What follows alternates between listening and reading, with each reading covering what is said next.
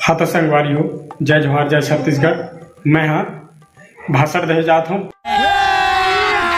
अभी मजा आएगा ना भिड़ो। हाँ ता जय जय छत्तीसगढ़।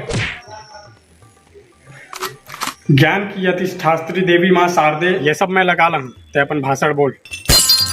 गजब बेइज्जती है।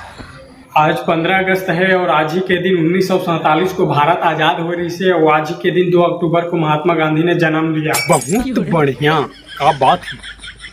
हाँ, और आज ही के दिन नाथूराम गोडसे ने महात्मा गांधी जी को गोली मार के हत्या कर दिया, और बाबा भीमराव अंबेडकर ने चुनाव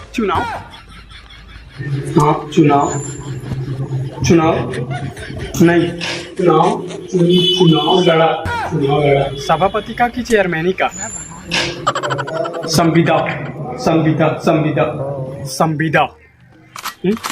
संविदा पे भर्ती निकाली सोई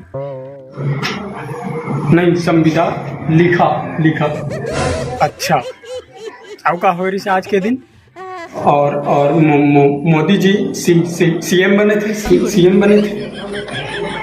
तैने छट के रहे आज के दिन? नहीं, मैं 15 मार्च को हो रहे। और का हो रही से 15 मार्च के? और रावण अमेरिका ला आजाद करवा रही से।